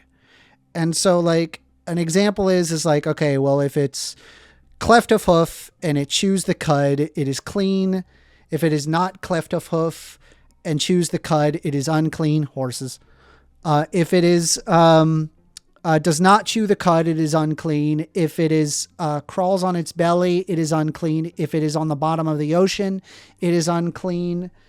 What else? Oh, if it's like a bird of prey or a carrion, a bird, it is unclean.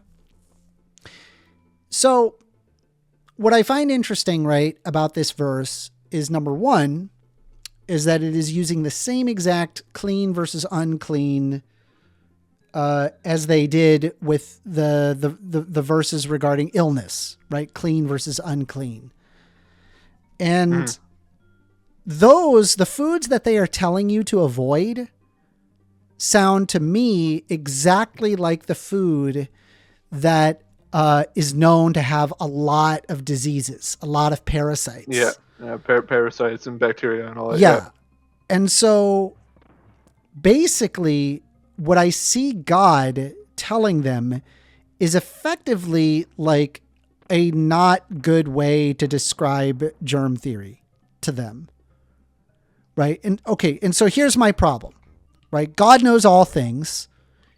He should, in my mind, tell the people, hey, cook your food thoroughly.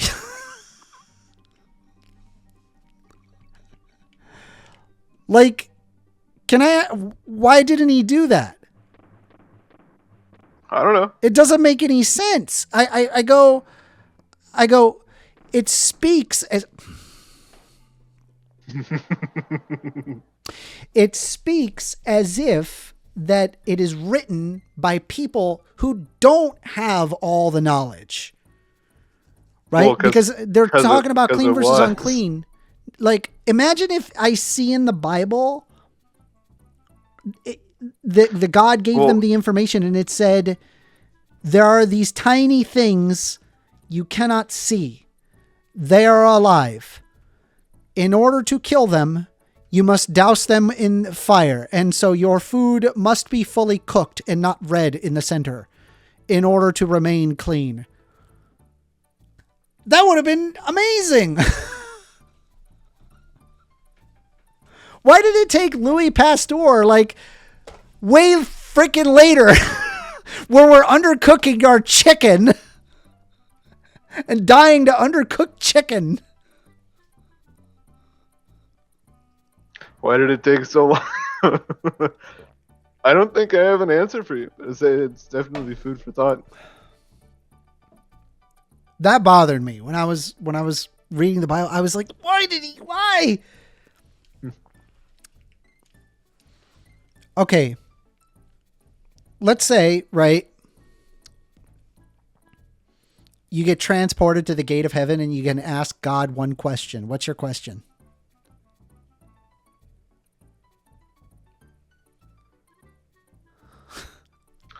How do I finish this level? I mean, how do I stop dying in my hardcore Subnautica speedruns? Yeah, exactly. Is that what you'd ask him, really? You can ask him any question you like. No, I'd have to think about that. You want to know mine? Go for it. Might Why change didn't he my make the question level to easier? that level. Anyway, I would just ask him, why'd you change your mind on slavery? I want to know. I'm dead Well, serious. here's the thing. So it wasn't God who changed his mind on slavery. It was people who changed their mind on I slavery. remember you saying And- this. Yes. And here's the thing. But it says God, how to but here- treat. wait, but God here's the tells thing. them how to treat Yeah. slaves. It tells them how to treat slaves when they have slaves. It's not prescribing He also them tells to them have where to slaves. buy them. So Nah, okay, but yeah, hold on. Yeah. So let me just. It's not prescribing slavery. So What it is wait, is hold it's on. a Zoning description. slavery. It's a description of how somebody should exist Treat a within slave. that system. Okay, so under that basis, would you say by creating rules on how to treat slaves, God would be tacitly condoning slavery? Well, it's a weird situation because he also tells them to love the sojourner because you were sojourners in the land before you. It's basically saying, hey, even if you own slaves, treat them with respect. Like treat them as you would another person living in your land. But my problem is that he's letting you own slaves.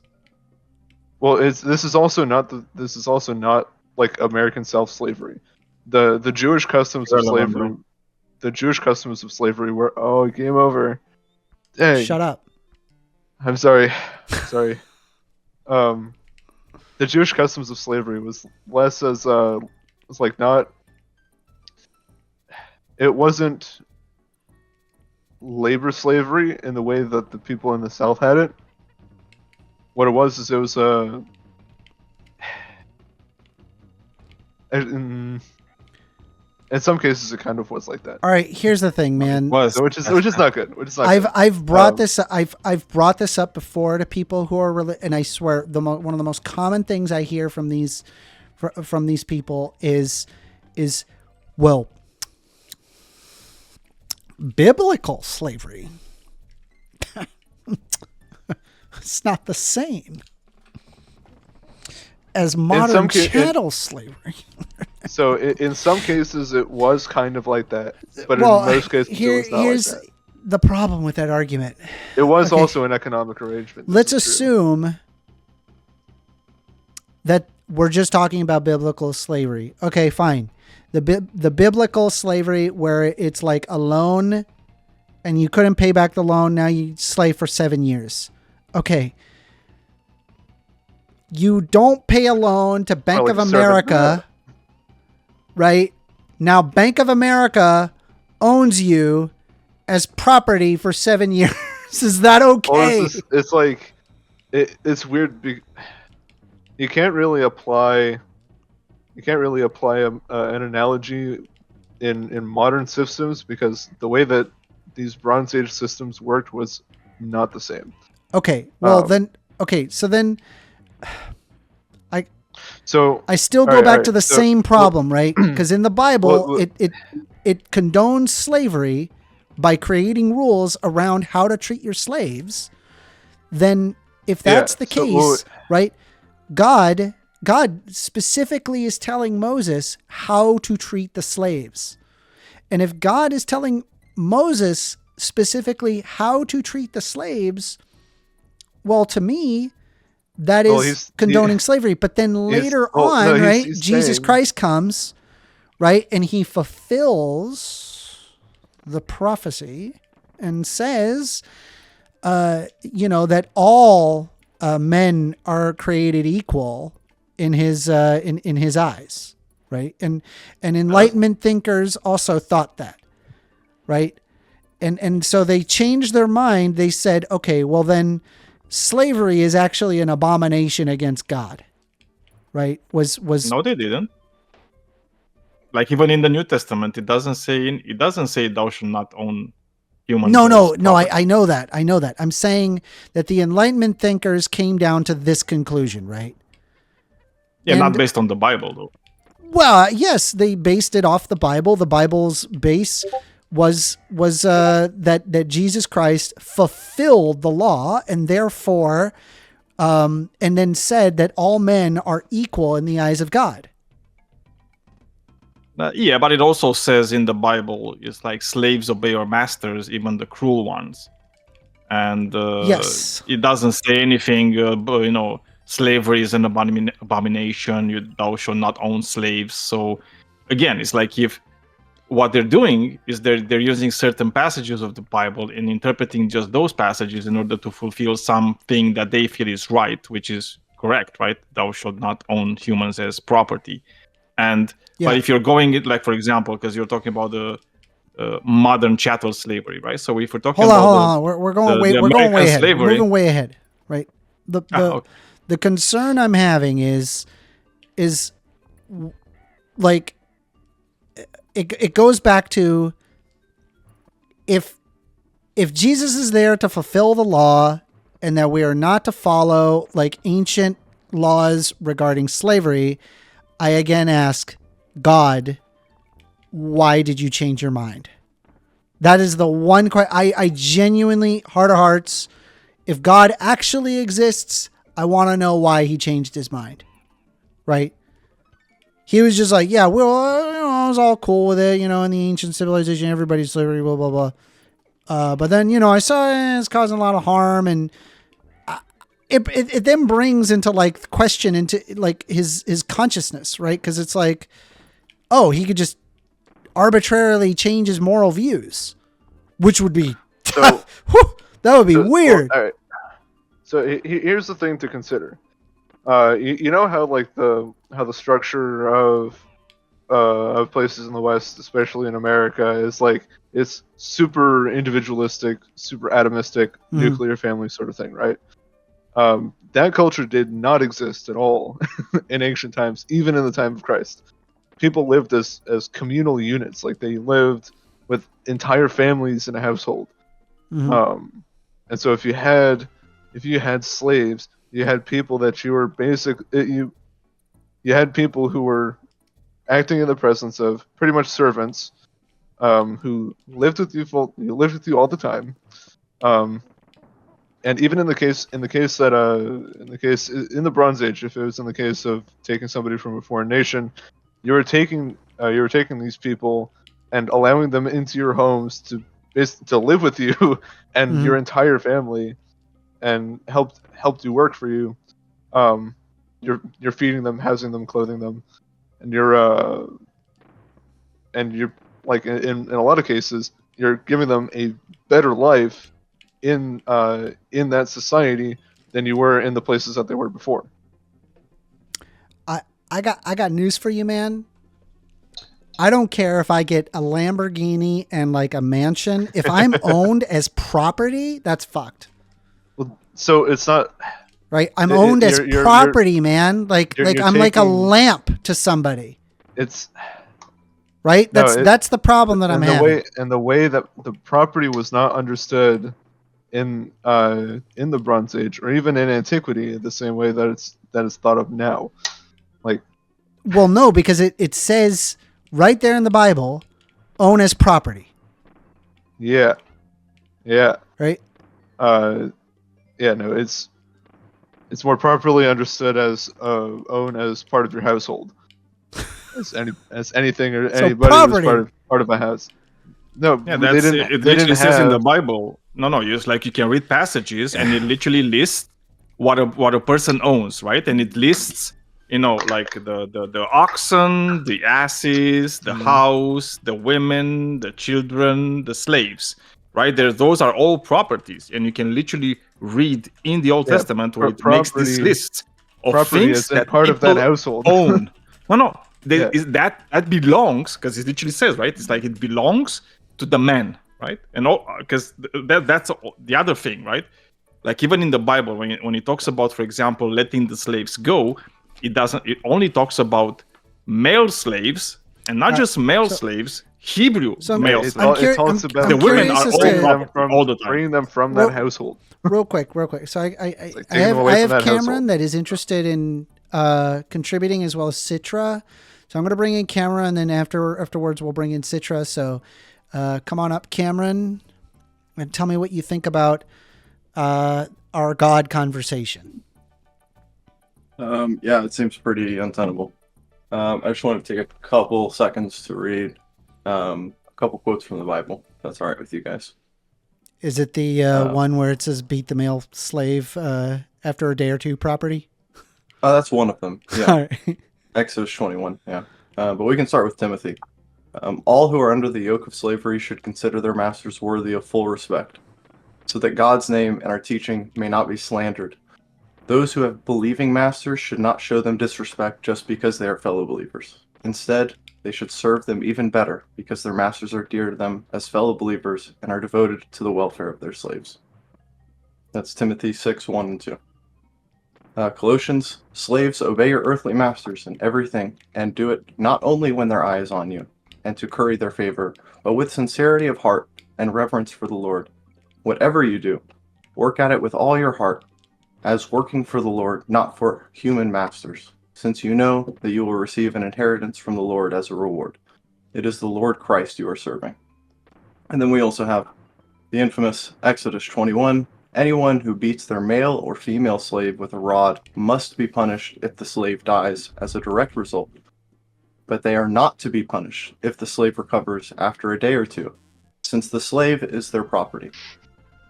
And then this one, which we talked about you guys talked about a little bit about where people get their slaves, and I know Anthony, I think, mentioned a little bit about indentured servitude. Mm-hmm. From the nations around you. Yeah, Leviticus 25, as for the male and female slaves whom you may have, it is from the nations around you that you may acquire male and female slaves. You may also acquire them from among the aliens residing with you, and from their families that are with you, who have been born in your land, and they may be your property. You may keep them as a possession for your children after you, for them to inherit as property. These you may treat as slaves, but as for your fellow Israelites, no one shall rule over the other with harshness. Ephesians 6. Slaves, obey your earthly masters with respect and fear, and with sincerity of heart, just as you would obey Christ. Obey them not only to win over favor when their eye is on you, but as slaves of Christ, doing the will of God from your heart. Serve wholeheartedly, as if you were serving the Lord, not people, because you know that the Lord will reward each one for whatever good they do, whether they are slave or free. So, throughout those, I'm just curious how we morally rationalize that, as well as the fact that there is literally no point in the New Testament where Jesus says anything negative about slavery. So it's not really that the Bible says how you should treat your slaves and doesn't say anything about whether or not you can have them. It literally endorses having slavery and how you can treat them. You can beat them with a rod. As long as they don't die in a couple days, you're all good. No worries.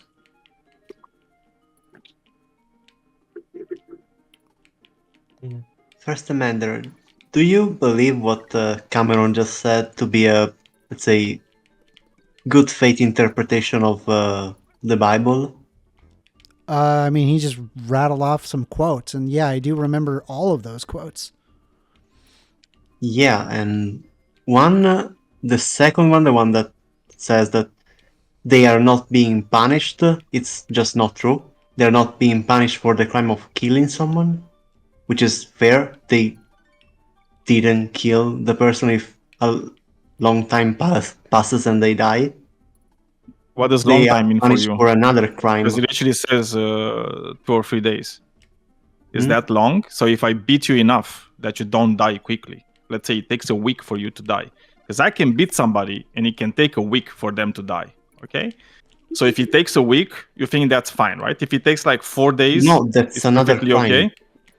That's it's another not. crime. That's the Would thing. you No, say that- because if you're looking, Citra, no, are you this religious? is the difference. Hold on, real quick. Citra, are you religious? No. Oh, okay. I was just curious. So I'm gonna tell you like theologically what the difference is, because it's like this is Old Testament, right? And this is Mosaic Yeah. law.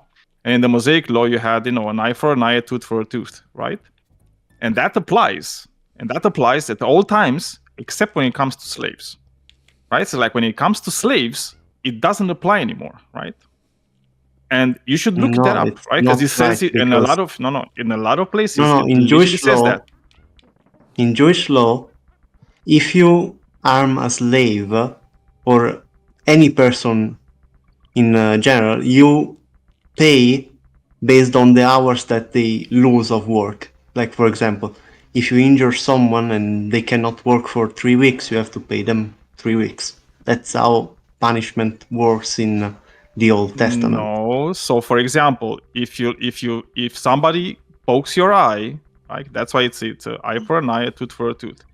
If somebody That's pokes not your a eye, Christian right, thing. ruins your eye. No, I didn't say it's a Christian thing. We were talking about the Old Testament, right? It might not be a Christian Okay, thing. not the Christian, Like but not even the Jewish thing.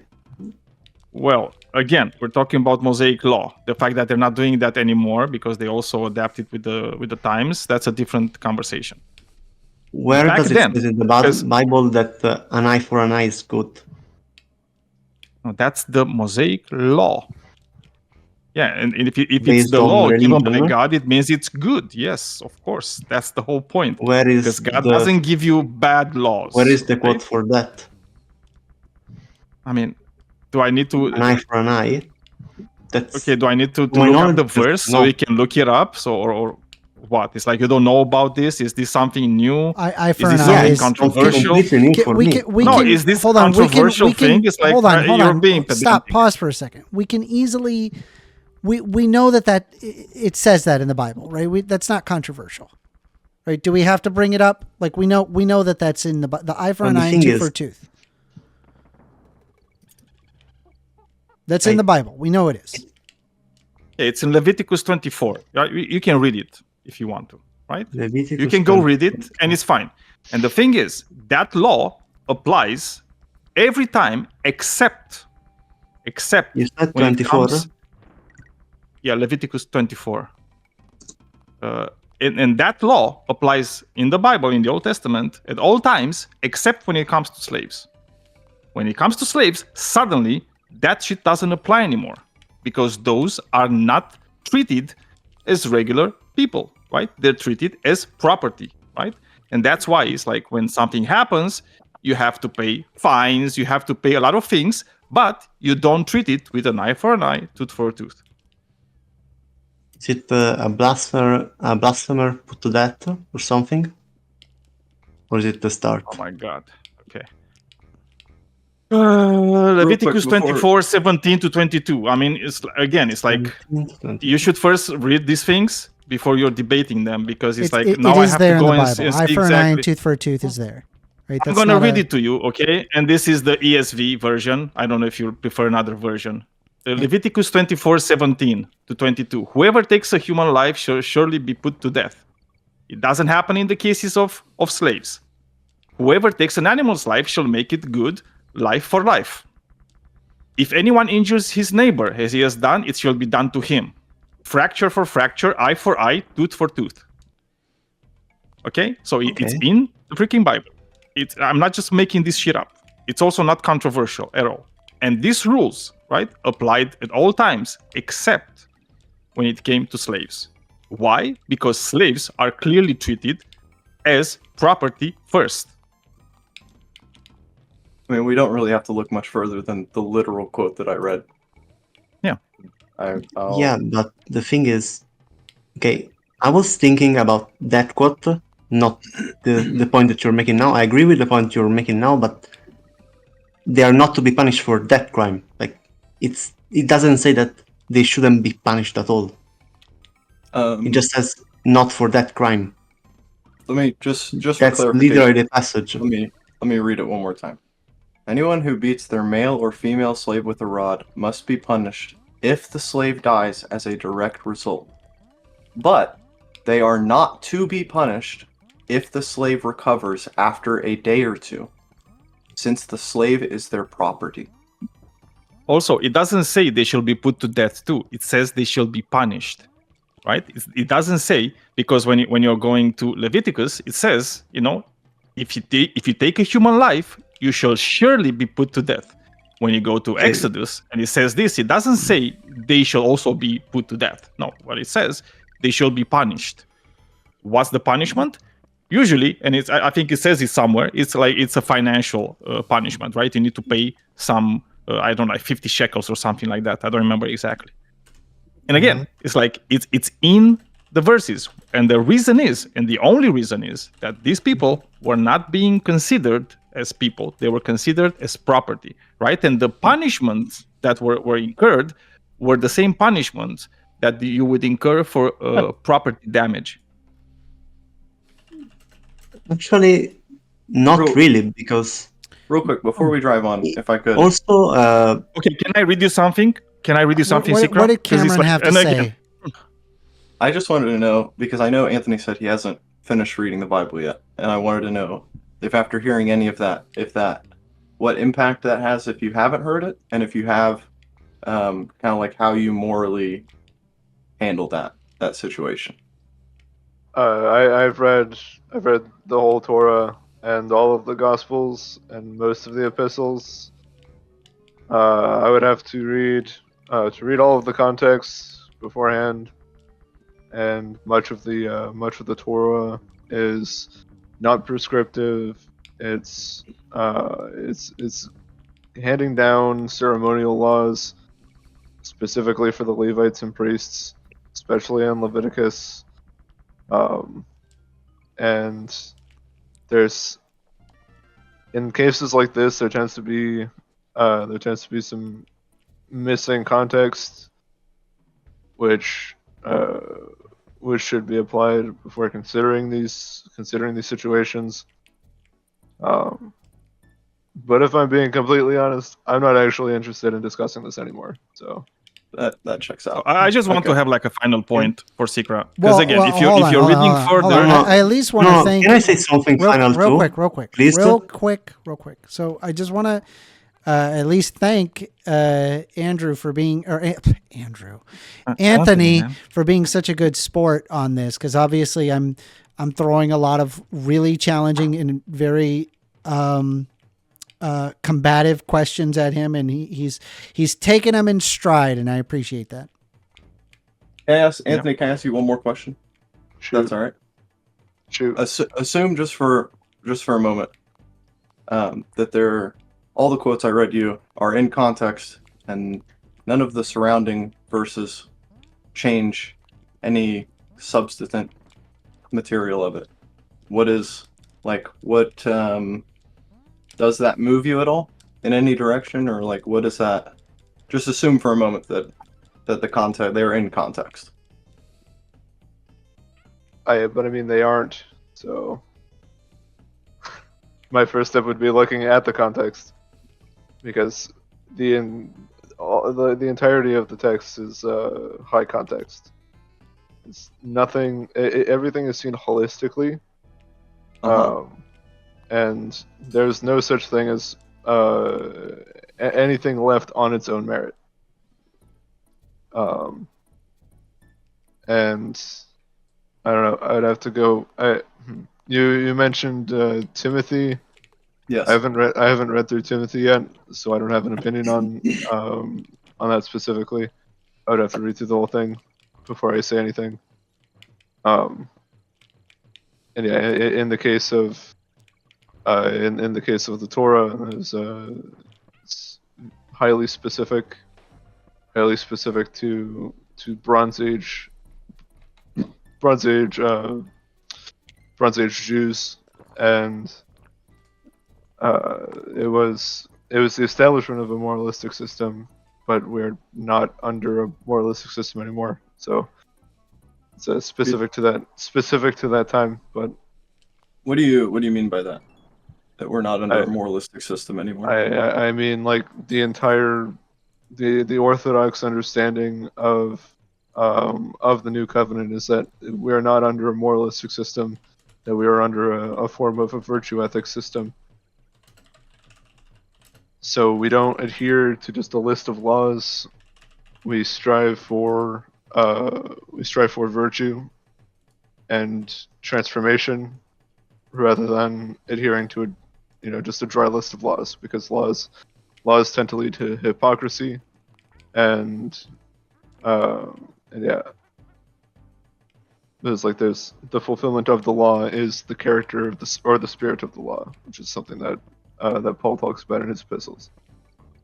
But yeah, and a lot of this stuff is, especially scriptural stuff, is something that I don't necessarily have the authority to speak on, because I haven't read through the scriptures in their entirety. So there are some things that I'm not qualified to speak on. Okay, I respect that a lot, actually. If it makes you feel any better, Anthony, if I never read my Bible, right, and I just had you as my guide, I probably would still be a Christian. So yeah, I mean, First Amendment. Like, he's actually really well. like pretty nice, and so like it would have, it certainly would have impacted my decision making there. So yeah. Did you grow up a Christian, Anthony? I did not. When what led you to that? It was actually things kind of cascaded a couple of years ago, and I was in a very dark place, but I found that the love that I saw from the people in the church was far greater than anything that I was seeking at the time. And it grew from there. My understanding grew from there, and I'm not complacent. I'm quite comfortable in the place where I am now. But I know that there's a lot more growth that needs to happen. But yeah, no, I was so I kind of church hopped for about a year, or no, for about 6 months actually, and then I ended up talking to a friend of mine who introduced me to the to Orthodoxy, and like actually experiencing the life of the church there was far more profound than any sort of teachings that I gathered from the different churches that I was going to beforehand. So, yeah, it was quite a complex journey, and like it involved it involved a broken engagement, and substance abuse, and all that. So It's wild. yeah, no, it was wild.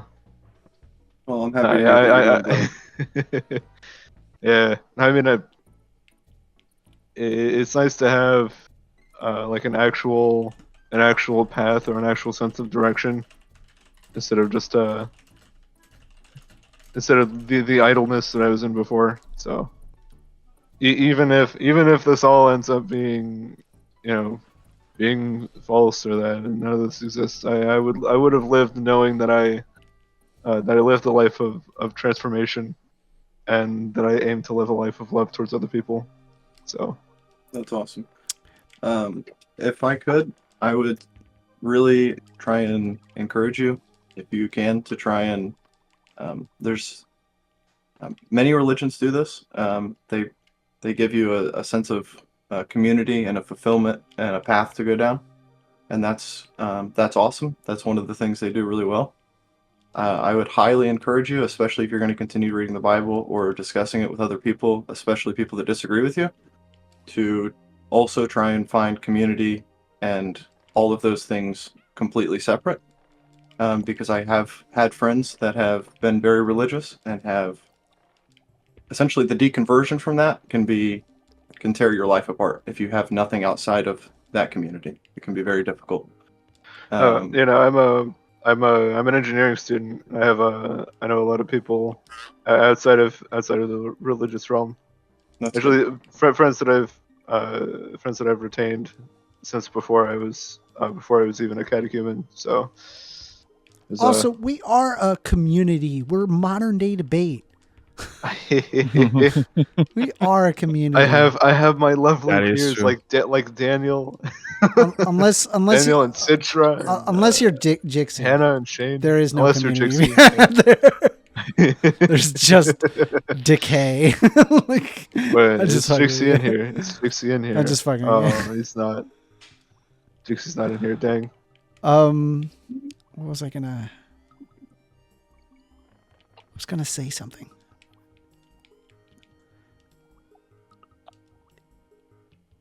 And I mean, in my time of like reading the lives of the saints and everything, it's like I've seen that there's like a radically different mindset that they bring forth, something that I really don't think that I could ever find anywhere else, because it's like in our sort of modern world, we'll have a select few once every couple hundred years, but it's like we have people like Saint Herman of Alaska and Saint Innocent, who went at great lengths to stop like oppression going on by like people who are within their own country or within their own homeland. They're like defending the natives against them, right, against their oppression, and it's like other people who have who've like done like actual like really great things for their community and for the people around them. There's like examples that I have never seen elsewhere.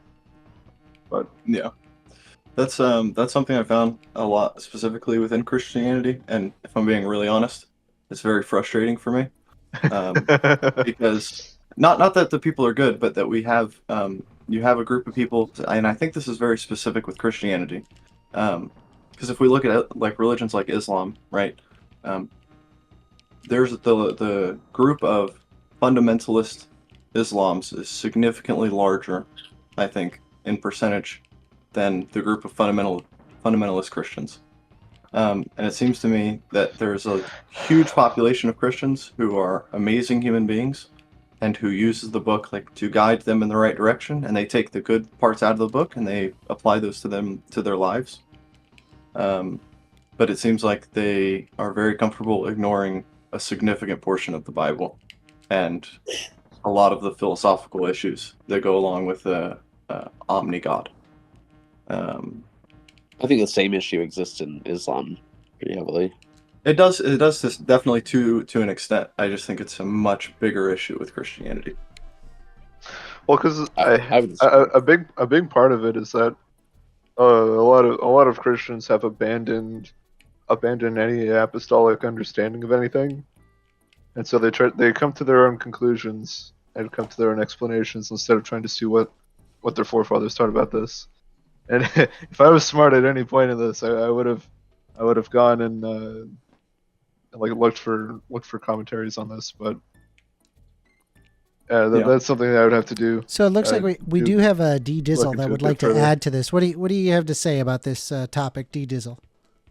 I mean, there's always, the age-old, my religion versus your religion. I do think, though, like, if you're talking about religions where people truly ignore the text or the spirit of like, what's actually there, I do tend to see that blatant misuse happen a lot more in Islam as compared to Christianity. Can I ask you what you were referring to specifically that people in Christianity have, like, forsworn? Whoever was mentioning that earlier. Is that Oh to my me? goodness, is that a cat? Yeah, I'm not sure who made the point. I think that was to me. Can you repeat the question, please? Yeah. So I would actually argue that it does. I at least the way it's appeared to me is that it's a little bit, quite a bit more prevalent in Islam. But what parts of Christianity or the Bible, I guess, or Catholicism would you reference that people have kind of like left behind and started deriving their own narratives? Well, before I continue, I know much more about Christianity than I do about Islam. I'm not super informed about Islam. I read the Gotcha. Quran. Throw that out there before we. I continue. did. I did it. I read But I mean, it. I And think I was- slavery is the easiest one. Slavery, although a lot of Christians haven't left this behind, the numbers growing drastically is homosexuality. There's many verses in the Bible that speak poorly on homosexuality, and there you can find a lot of Christians or people that call themselves Christians who are completely okay with homosexuality. Are you okay Yeah, with would be, like, I would the big homosexuality? say ones. you should be okay with homosexuality in the sense that I'm okay being friends with a man who would commit adultery. I would speak against it, and I would pray for him to change his ways and to seek forgiveness and repentance. But I would say also the same way that he is guilty of sin, a homosexual, and their drive to fulfilling their whatever feels comfortable and natural to them. It is something that the Bible does explicitly say that you should, seek against, like moving against. So that is, their own struggle. And it's not for, I don't believe, any Christian to judge. And I would argue that any Christian that does judge or use that as like a weapon to hate, as opposed to like a way to speak into somebody's life, is automatically not doing the Christian thing. Oh, I mean, I would So agree you with would condemn a homosexual for being homosexual? What do you mean by condemn? Like, would I go out to dinner with a bunch of my friends and multiple of my friends would be gay? And I'd be like, all right, guys, it's time for a good condemning. What do you mean by condemn? I mean, I don't know, because you are the one saying that, right? That'd be a You were really the one funny saying So like that conversation. you would if I condemn. understanding what I Like, wrote, What was your condemn is that example? yeah. So Uh, like if I a guy Hey, that's yo. been You're like gonna committed condemn me? adultery, right, or something. Yeah, like I have a friend who was in the church. He was a worship leader in the church, and he had a sexual. But do you think interaction they're with the one of same the ladies thing? at church? Do you think they're in the same category even? Because it's Well, like somebody I- that commits adultery, for example, that's a form of lying, right? If you Or cheat on your breaking wife, trust. Yeah, let's say it's a form of lying, right? You're breaking trust that you're having, right? So you're saying that in the same manner is not, and that's condemnable, right? It's like thou shalt not do something like that. Okay, that is yeah, but I an think evil, that saying bad that it's thing to lying or do. breaking trust is really small. Like right, like the I didn't say it's small. I didn't say it's small. What I asked is no, like I'm saying the you word would put it in the lying. same. Yeah, but you would put it in the same realm as being gay, right? Because that's wrong. According to the Bible, you would say that any sin is wrong, right? It's not for you to judge the levels of sin that people are going through. Yeah, but Like it's not you would believe. Do you believe that's wrong? Do you believe being gay is wrong? Yeah, as a Christian, yeah, I don't believe like morally as like a person that can do whatever they want. In But every I don't country. I don't know why you're qualifying this. It's like Yeah. I think it's a No, very no. simple question. It's like you either believe that it's wrong to be gay or not. It's a pure dichotomy. Yeah, from my worldview, yes. Yeah. Okay. Well, I think that is morally we'll apart. actually have to wrap this up because we are at the point at the end of the show where sadly we must wait another week for the sensible argument to come back up. Unless you get food poisoning again. Oh, bro, Forget It's about two it. bro, I don't want to talk about that, First Amendment, bro. do you usually throw these? Are you This is Yeah, the- every this is the Thursday, show? 6:30 p.m. Eastern Standard Time. I have a YouTube channel. We're currently streaming on YouTube. I'm very small, very, very tiny as a YouTuber. So I appreciate anybody awesome, who dude. are willing to subscribe. By the way, FYI, I'll throw you if one. I get 400 subs by the end of February, I buy Uncle Lester's soda brand and I drink it live on stream. It's awful. And then 2 weeks off Have you because he needs to seen clean it? himself. Yeah, and then 2 weeks Hey, off yo. because it's gonna be bad, bro. We're gonna drink Uncle Lester's soda. They got an olive juice soda, bro. Uncle Lester's hard at work, man. Anyway, subscribe if you want to see me drink Uncle Lester's soda. There's 12 brands, by the way. I think there's a grass flavored one that it doesn't come with. Anyway, Nah. That's Only if where you're we're- a cow, it's good. that's where we're at with it. I appreciate y'all very much. Thank you. And yeah, we're gonna close it up. I think you're gonna see the YouTube video probably sometime tomorrow. I'll have the YouTube video out. I like to rewatch these things, make sure that I cut out all the uhs and ums and long pauses and all that. And then you'll see the video. How about that, huh? Yeah, pretty cool. Thank you, DDizzle94, Cameron, Citra, Absolutely. Anthony of the Swamp.